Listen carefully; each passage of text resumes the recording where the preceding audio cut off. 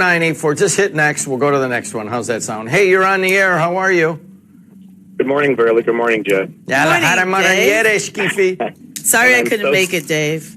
Thank you for the invitation. You were definitely missed, and I got to see Jed and Alexis, and it was nice to see you just sit and relax. No different when the congressman came out there for last year fireworks. I felt it was my duty to kind of protect your anonymity a little bit so people wouldn't come up to you.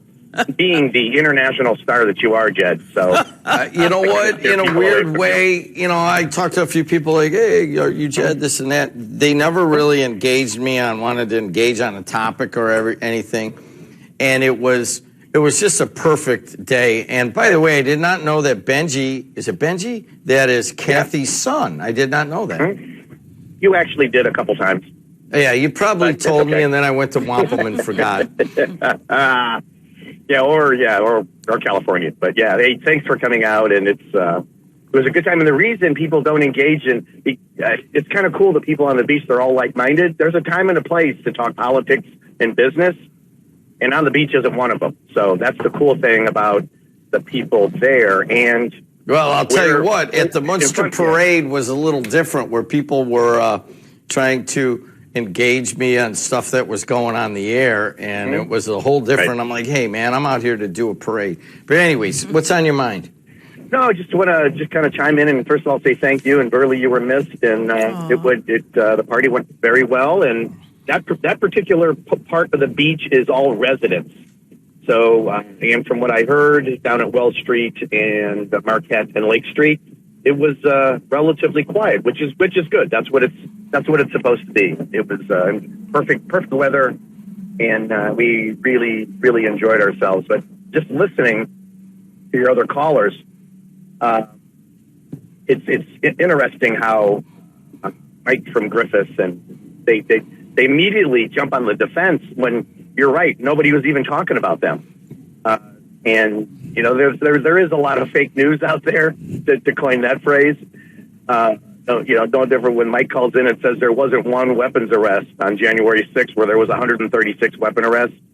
I don't know why. Maybe you should bring him in and sit him down and ask him why he does that. Why does he make sure it's not on a Tuesday, please? Yeah. Why? Why There's only so much I can take. I mean, why does he deliberately lie? Right? And anymore, we live in a media society that you could fact check immediately whatever you want. It's just so easy to do. It takes 30 seconds, and anyone could pull up that there was 136 arrests for weapons January 6th. So, well, I think you're getting to the core, David. You're getting to the core of some of the issues, and that a lot of times stuff will come out on the air that is maybe it's not true or it's the other way or whatever, but it's not really accepted. We try to stay away from that. When you go on to social media in a lot of areas, nobody really cares if it's true or not a lot of the times. You know what I mean? Right. And so they were kind of cracking down on the hydroxychloroquine, right? After how many people took it, though? Yeah, so many people took it, and it's like a malaria drug, right? And finally, they started taking that down because it's just not proven that it worked. And you're right, Burley. Millions of people took it, and was there adverse reactions? Who knows? I mean, those there probably was a small percentage that there's a small percentage with every drug that there's people are going to get certain reactions. But I just wanted to give a call, and it was a fun weekend. It's tragic. Highland Park, in the top 10 most affluent towns in the country, that this can happen anywhere. And for Perry to come on and say, people are saying, there's always these phrases that they use now. Some say, right? Some say, that it was Antifa, but yet they don't want to talk about the Boogaloo boy that's actually set the precinct on fire in Minnesota and wrapped off 14 rounds from his pistol in there.